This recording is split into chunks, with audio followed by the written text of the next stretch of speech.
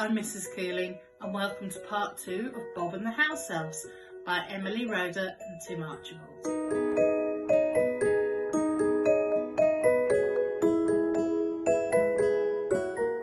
On Saturday morning, Bob went to the chemist shop. It was crowded. "Can I help you, sir?"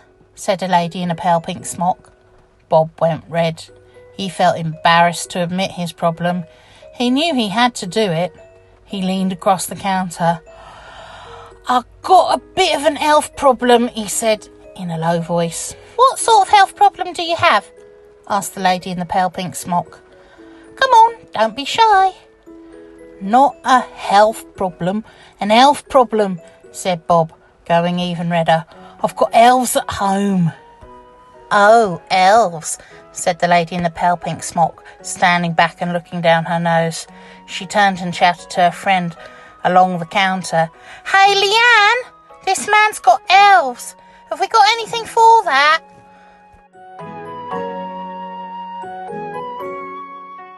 The other customers looked at Bob. They said, "Tut, tut," and edged away or shook their heads and smiled. "You sure it's elves?" yelled Leanne back. "Not pixies, are they? Gnomes or sprites? Not fairies, dwarfs or leprechauns?" "He said elves," bellowed the lady in the pale pink smock. Bob wished he could curl up and disappear. "Crikey," he muttered. "Give me a break." "I'm sorry, sir, we're out of elf rid at the moment," called Leanne. "There'll be more in on Tuesday." "Oh, Tuesday's much too late," groaned Bob, and he crept away.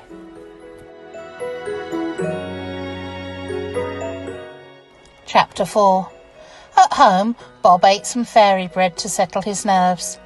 Then he had a bright idea. He looked up pest exterminators in the phone book and started ringing up. Most of the numbers didn't answer, but finally one did. "Pesky Pest Control, name your poison," said a very cheerful man. It was a relief to hear a friendly voice. "Will you do a job on elves?" said Bob in a low voice. "Of course we'd do the job ourselves. Who else? There's only me and my brother here. What's biting you, mate?" Mr. Pesky replied.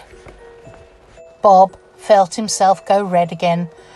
"Not selves, elves," he said. "Me house is crawling with elves. I'm desperate." "Oh, elves," exclaimed Mr. Pesky. "Right then, I'm your man.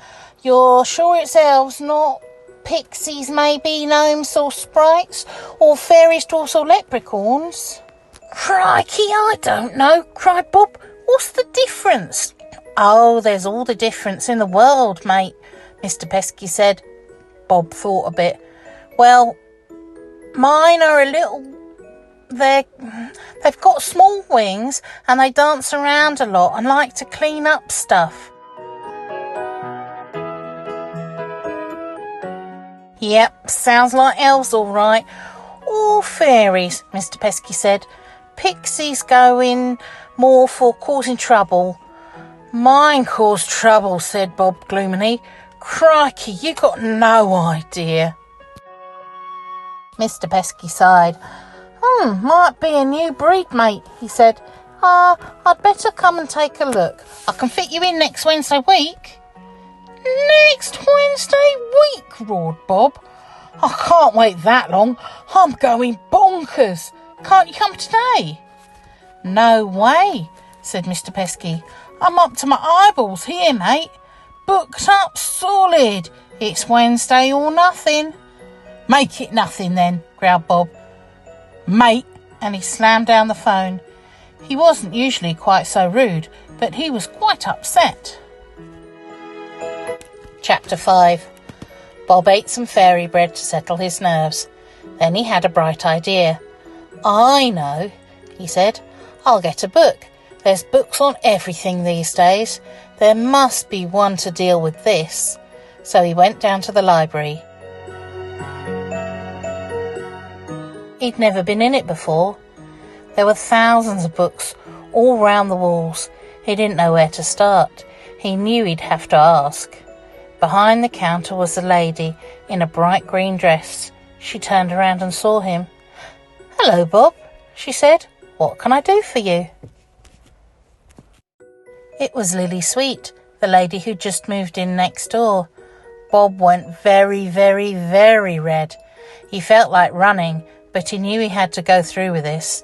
The situation was desperate. He leaned across the counter. "Have you got any books on elves?" he asked in a low voice. "Oh, yes, we've got lots of books on our shelves," Lily said. "What sort of book did you want?" "Not shelves, elves," said Bob, going even redder. "Have you got any books on elves?" "Oh, elves," said Lily Sweet, but she smiled and she didn't shout. "And is it just elves you want? Not pixies or sprites, for example? Not fairies, gnomes or leprechauns?" "I don't think so," said Bob. "I think it's elves all right. Unless it's fairies or pixies. Could be a new breed, I reckon." Lily smiled.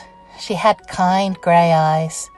"Let's see what we can find," she said, and she went away for a moment and came back with a big thick book. It had brightly coloured pictures of elves and fairies and pixies on the front. She stamped the card at the back and gave the book to Bob. "You can keep it till next week," she said. "Next week will be too late," said Bob. "I've only got till 7 o'clock tonight." He thanked Lily and left the library and crept off home, trying to hide the book under his coat. It was the most embarrassing walk of his life. Will Bob's new library book help him with his elf problem? Find out more tomorrow.